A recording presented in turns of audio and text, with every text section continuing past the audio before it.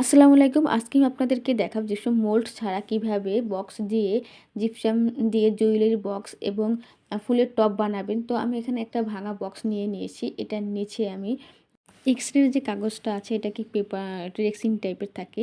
তো এটা দিয়ে আমি আটকিয়ে দিচ্ছি যাতে করে আমি যখন জিপসামটা বাটির ভিতরে ঢালবো পড়ে না যায়। এরপরে একটা অন টাইমের বক্স কেটে নিয়েছি। এটাকে কিভাবে লাগিয়ে দিয়েছি বক্সের সাথে সেটা ভালোভাবে দেখে নিন। সবকিছু তো মুখে বলা যায় না, দেখে অনেক কিছু বোঝা যায়। এরপর আমি সবসময়ের মতন গুলিয়ে নিচ্ছি জিপসামটাকে।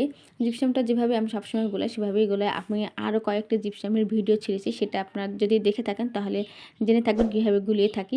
এরপর এটাকে মার্বেল ইফেক্ট দেওয়ার জন্য আমি অ্যাক্রিলিক রঙটা দিয়ে হালকার উপরে একটু শলা দিয়ে একটু নেড়ে দিয়েছি। পুরোটা ভালোভাবে নাড়ানো যাবে না, তাহলে কিন্তু কালার হয়ে যাবে। আর এখানে আমি দুইটা কেটে নিয়েছি, ব্রাশ কেটে নিয়েছি। এটাকে আমি আসলে ফুলের টপের নিচে খুঁটি টাইপের এরকমের থাকবে, এরকম দিতে চেয়েছিলাম।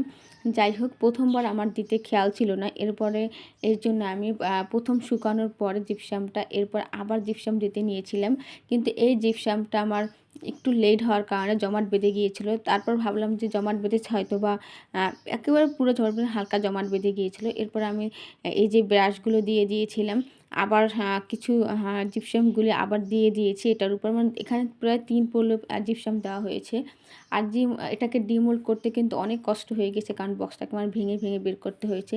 কিন্তু আমার এত সুন্দর এটা যদি আমি করতাম, যদি এটা ভেঙে যেতে না যায় তাহলে কিন্তু অনেক সুন্দর হতো। আমি যে পরের পার্টে যে জিপসামটা দিয়েছিলাম যেটা জমাট বেঁধে গিয়েছিল সেটা কিন্তু ভেঙে গিয়েছে।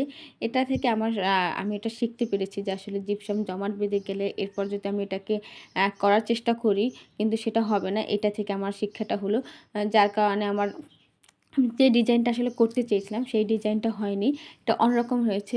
তারপর এটাকে আমি কাজে লাগিয়ে দিয়েছি, এটাকে দিয়ে আমি ফুলের টব বানিয়ে দিয়েছি। এটার নিচে আবার আমি চাইলে আবার এটাকে দিয়ে ঝামেলা করে আরও একটু সুন্দর করতে পারতাম, কিন্তু আমার এরকমভাবে ভালো লেগেছে। তারপরে ভাবলাম যে না, যেরকম আছে সেরকমভাবেই করি।